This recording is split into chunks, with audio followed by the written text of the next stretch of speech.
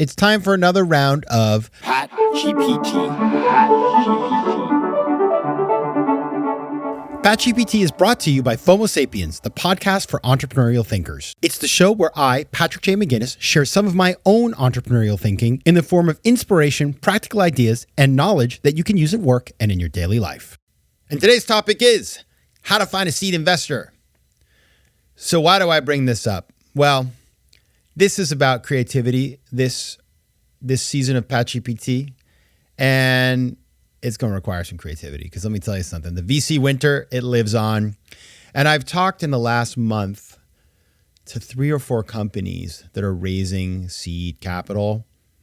And so I've just been thinking, okay, it's not easy. It's never easy, but now it's extra hard. And entrepreneurs who are raising capital really need to be on point and have their act together to do this. And there's a lot of little things that come into this. And so as somebody who just talks to a lot of entrepreneurs and knows the need is out there, I felt it would be helpful to bring that to the table in our episode today. So I got 5 things you need to know to raise seed capital. Let's start with number 1. Know your story. Get your pitch narrative right.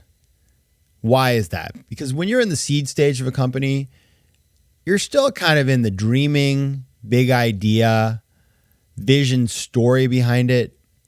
And so being able to explain the problem you're trying to solve and why it's you that's solving it and how you plan to solve it in a way that is memorable and not boring, because boring, people forget boring, and credible, that, my friends, that is the entire game. Right? It's not just about the numbers here. Numbers are great. We'll get to that in a minute. But it's about telling the story and painting the vision that people want to sign up to. And that is really, really important and really hard to do, by the way. It requires practice. And you may want to work with somebody. I mean, there are folks who can help you do this. I think it's really interesting to work with somebody who's an actor or in theater or a writer who understands the arc of a good story, right? Watch a TED Talk. The way that they tell that hero's journey, that's the whole structure of a TED Talk. That can be really helpful in a pitch. Like, obviously, you don't want to be too formulaic, but there are conventions that work. People love a hero's journey. The story starts with the hero facing some challenge and then overcoming that challenge, just the way a company finds a problem and overcomes that problem. Really important. So that is number 1.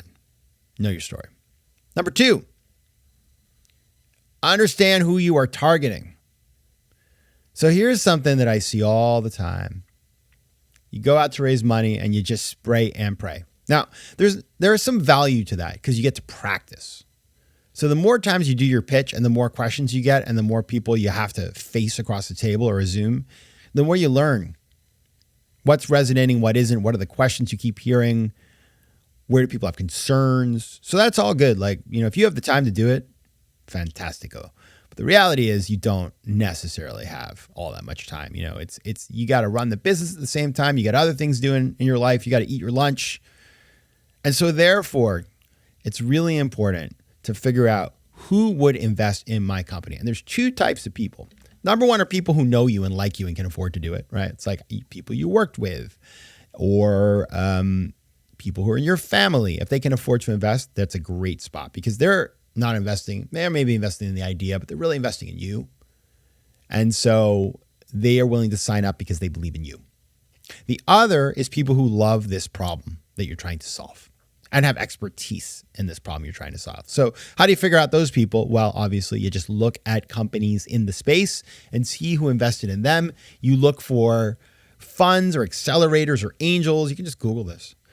Who have invested in the space before. If you have access to databases, there's all kinds of databases out there. DealBook is an example, stuff like that. You can see who invested.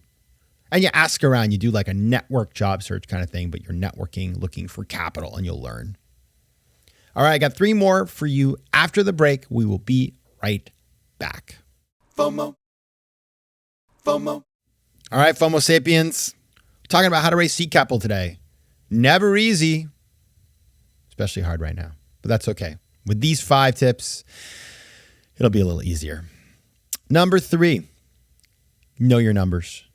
Okay, so when you're at the seed stage of a company, there are some numbers that you know and some that you don't know. What do you know?